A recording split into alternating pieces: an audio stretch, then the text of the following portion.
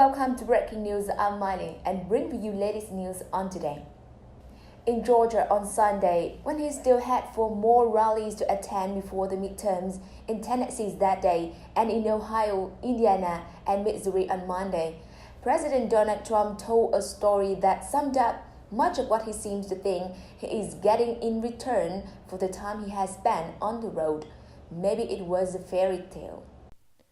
It began, Trump said, when he was backstage and encountered a very, very powerful guy, big, strong guy with tears coming down in his face. The big man said, "Thank you, Mr. President, for saving our country." According to Trump, this happens all the time. Thank you. Tears, tears. Trump drew 2 fingers downward in front of his cheeks and continued, "I said, when was the last time you cried?" He said, "I don't know that I ever cried." Even as a baby, this guy didn't cry, but he was crying backstage. I mean, tears are coming down thanking me, and it's true, we turned the country around. The country was going down. Another hand gesture, a wall, like water going down the drain, or the signal at the end of a magic trick. Did it happen just that way? Does it happen all the time? It is hard to know if that matters to Trump compared with his essential message. Rallies are a time for gratitude, for paying homage. For the crowd that is perhaps supposed to be empowering and enthralling, they, with their presence, get to be called very, very powerful. As Ivanka walked off stage, Trump riffed on the idea of elites. I know all the elites. They're not very smart. In many cases, they have a lot of hatred in their heart, he told the crowd, and then continued. We have better houses, homes, boats. We do better than they do. We work harder than they do. We make more money than they do. Who are they? Who aren't very smart, who hate, who don't have nice houses, supposed to be? At each rally, Trump talked about the mob that hated America and the Democrats who led it. In Missouri, he said that Senator Claire McCaskill, a Democrat who is widely recognized as a moderate, would push a horrible socialist agenda.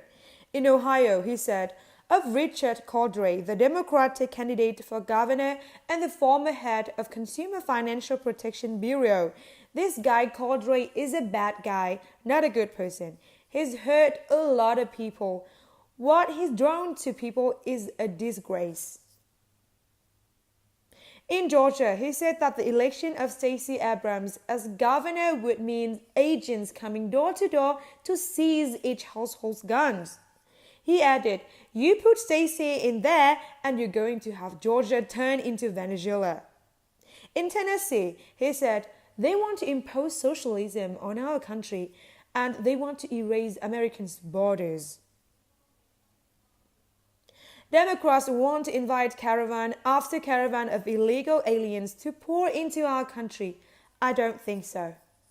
He continued, pointing to the cameras at the back of the room.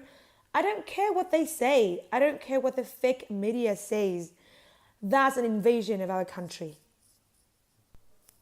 At rally after rally, Trump talked about how electing the Democrats would turn Georgia or Tennessee or Missouri or the whole country into a giant sanctuary city to shelter, as he put it in Georgia, predators, or as he said in Indiana, where he was appearing to support Mike Braun in his effort to defeat Senator Joe Dinelli, one of the most vulnerable Democrats, drug dealers, gang members, MS-13 killers.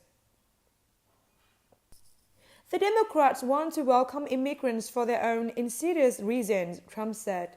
They want them to vote. Come on in and vote. They love them voting. He said in Tennessee, this idea was like a drumbeat. It contained both the notion of demographic shift and of phantom voter fraud. Trump has no hesitation about gaining up bigotry or conspiratorial fears that electoral system has been compromised. Most of all, they want them to vote, he said in Indiana, adding, there's only one way to stop the assault on American sovereignty. You have to vote tomorrow. You have to. By Wednesday morning, we'll know better who all this helped and who it hurts. Trump did give the Republicans he was supporting some time on stage, but it is striking that when he did, their prime task seemed to be to support Trump. And this story appears in Breaking News, a news format on the latest twist and turns around President Donald Trump on stage. Subscribe and follow us along with more about Trump administration policy and the situation of election. And with that, ladies and gentlemen, we have reached the duration of today's program. Thank you for watching.